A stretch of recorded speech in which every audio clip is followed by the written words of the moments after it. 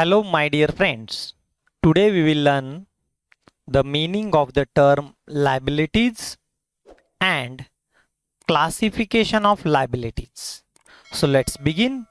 What do you mean by liability? Liabilities are the obligations or debts payable by the enterprise, that is business, in future in the form of money or goods.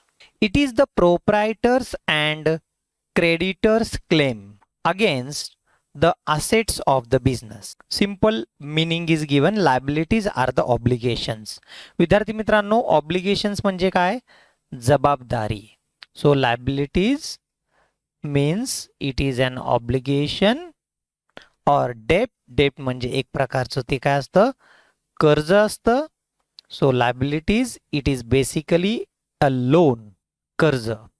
Payable by the enterprise. It means the business has to pay. आपल्या व्यवसायाला ते पैसे द्यायचे असतात भविष्यामध्ये, in future, in the form of money or goods. म्हणजे एकतर पैसे द्यायचे असतील किंवा माल द्यायचा असेल. It is the proprietors and creditors claim. Yes. To whom it is to pay? Either proprietor means owner. Proprietor म्हणजे कोण? मालक. बऱ्याच वेळा दुकानांच्या बाहेर असं लिहिलेलं असतं, दुकानाची जी पाटी असते तिथे लिहिलेलं असतं प्रोप्रा. प्रोप्रा म्हणजे काय? Proprietor. And creditors claim. Creditors म्हणजे कोण हे आपण पाहिलेलं आहे. Creditors to whom money is payable. धनको. It is a creditors claim. Creditor म्हणजे धनको. To whom money is payable against the assets of the business.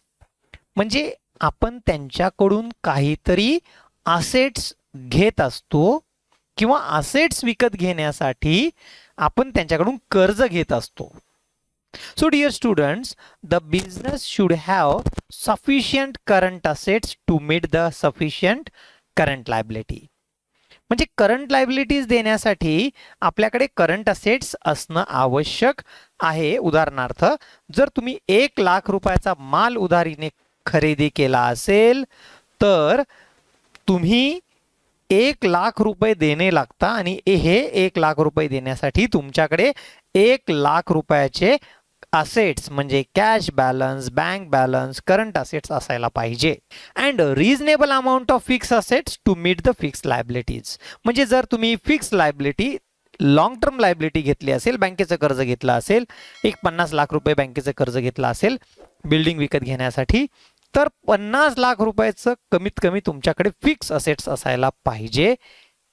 हे एक आयडल प्रमाण आहे. So you have understood the meaning of the term liabilities. Liabilities are the obligations. Liabilities are the loans. Liabilities are the debts payable by the enterprises in future to the proprietor or creditor. Now come to the classification. The liabilities are basically classified into the two categories, that is liability to owner and liability to creditors. आताच आपण व्याख्यामध्ये पाहिलं. म्हणजे हे पैसे, कर्ज कुणाला द्यायचं असतं? एक तर मालकाला द्यायचं असतं किंवा क्रेडिटर्सला द्यायचं असतं. Liability to creditors is again classified into the 3 categories. Number 1, creditors for goods. Number 2, creditors for loans. And number 3, it is creditors for expenses. We will see all these classification into the detail. Whenever a businessman starts a business, so he brings certain amount of capital into the business. It is called as capital. So liability to the owner means the liability of the capital. And liability to creditors, these are the third party liability which may be payable for purchase of goods or taking the loan or for expenses. See in detail one by one. Number 1, it is a liability to owners. Dear students, when we start the business, we bring certain amount of capital which is called as a equity, that is own capital. And in addition to this, we take loan from the bank. So liability to owners, it is the owner's claim against the assets of the business. So owner usually brings certain assets, maybe the fixed asset, maybe the cash, into the business while starting the business. So generally it is known as a capital. It is technically known as equity or shareholders fund. म्हणजे कंपन्यांच्या बाबतीत कंपनीचे मालक कोण असतात? भागधारक असतात, shareholder असतात. These shareholders invest their funds, their private property, private money into the company. So the owner's fund, shareholders fund or equity includes number one, the capital brought by the proprietor, number two, profit of the business and reserves if any. विद्यार्थी मित्रांनो, equity मध्ये काय काय येतं, owner's fund मध्ये काय काय येतं? जर तुम्ही व्यवसायामध्ये 10 लाख रुपये व्यवसायामध्ये आणले असतील, दॅट इज युअर कॅपिटल. एक वर्षभर व्यवसाय केल्यानंतर तुम्हाला 2 लाख रुपये प्रॉफिट झाला, मग ही सुद्धा लायबिलिटी आहे. कशी आहे? कारण हे पैसे मालकाला द्यायचे असतात आणि कधी कधी कंपन्या काय करतात, ह्या 2 लाखातून काही पैसे नफा झाला तर त्या नफ्यातून काही पैसे, जर तुम्हाला 3 लाख नफा झाला आणि 1 लाख रुपये तुम्ही काय केलं, रिझर्व्ह मध्ये ठेवले, राखीव मध्ये ठेवले, भविष्यामध्ये आपल्याला इमारत बांधण्यासाठी किंवा अनेक कारणासाठी. So owners equity, liability to owners, मालकाला देणे असलेले पैसे. Second, liability to creditors, it is again classified as creditors for goods, creditors for loan and creditors for expenses. म्हणजे जे थर्ड पार्टी लायबिलिटी आहे, जे व्यवसायात नसतात, व्यवसायाच्या बाहेर असतात, ते 3 प्रकारामध्ये त्याचं आपण वर्गीकरण केलेलं आहे. एक तर त्यांच्याकडून आपण माल विकत घेतो किंवा आपण कर्ज घेत असतो. गुड्स म्हणजे काय? माल विकत घेतलेला आहे. लोन म्हणजे आपण एक प्रकारे कर्ज घेतलेलं आहे. आणि नंबर 3, खर्च केलेले आहेत म्हणजे एक्सपेन्सेस, परंतु पैसे दिलेले नाही. एक एक पाहूया आपण. Creditors for goods, business has to purchase the goods on credit. प्रत्येक व्यवसाय, दुकानदार, कंपन्या उधारीने माल विकत घेत असतात. सो द सप्लायर म्हणजे विक्रेता, the supplier of the goods non as a creditors, supplier of the goods known as a creditors for goods and they may be called as a creditors or bills payable.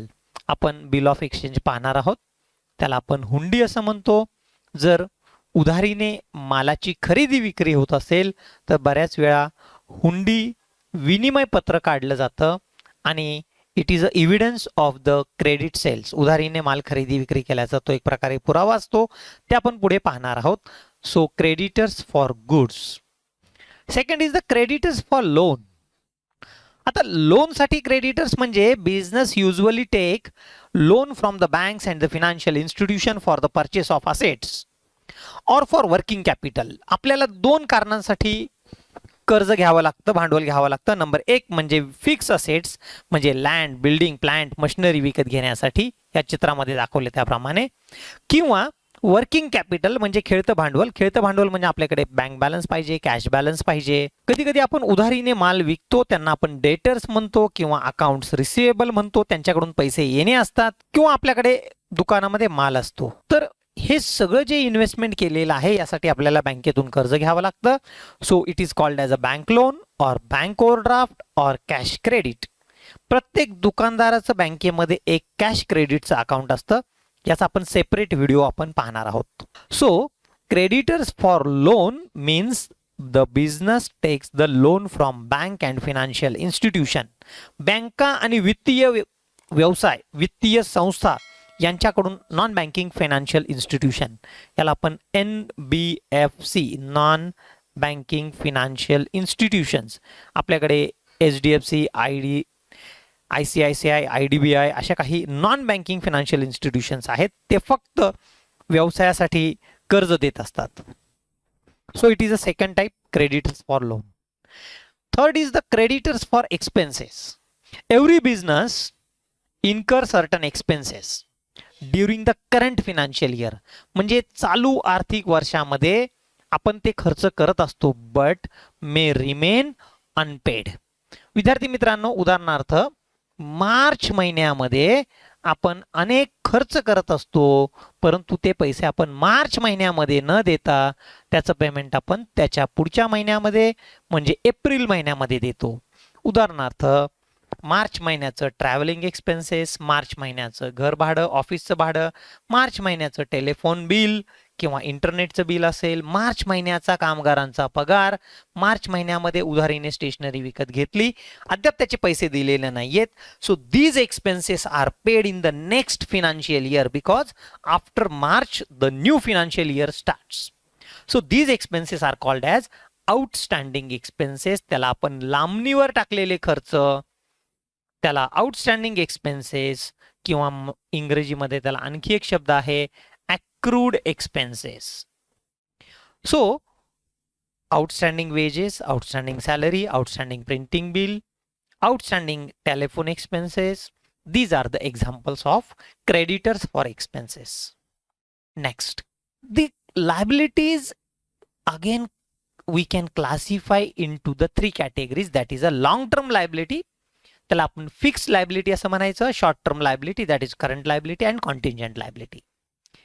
So on the basis of time period, म्हणजे आपल्याला जे देणं आहे हे कधी द्यायचं आहे त्याच्यावरून आपण त्याचं वर्गीकरण आणखी एकदा आपण केलेलं आहे.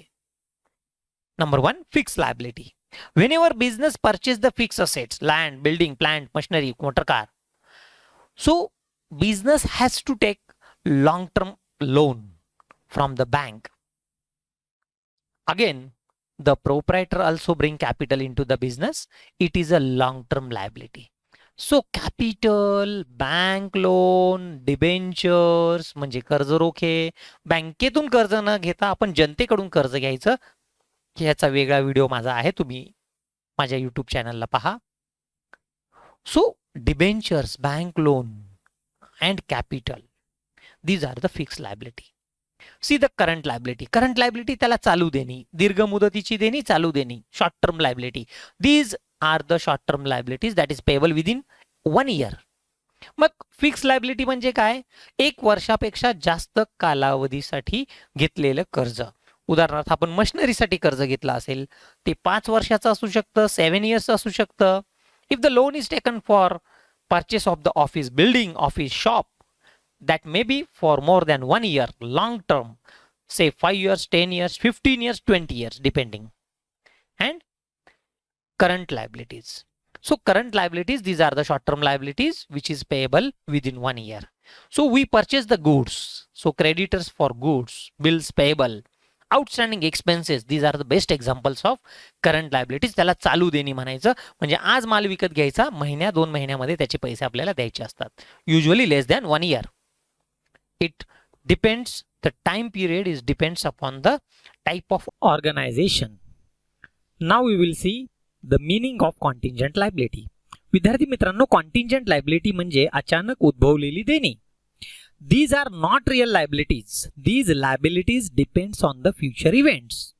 उदाहरणार्थ, जर आपल्या कंपनीच्या नावाने एखाद्या कस्टमरनी क्लेम केला असेल, कोर्टात दावा दाखल केला असेल, तर न्यायालयाने जर निकाल दिला तर ते पैसे आपल्याला त्यांना परत द्यावे लागतील. Bill discounted, it is also a contingent liability.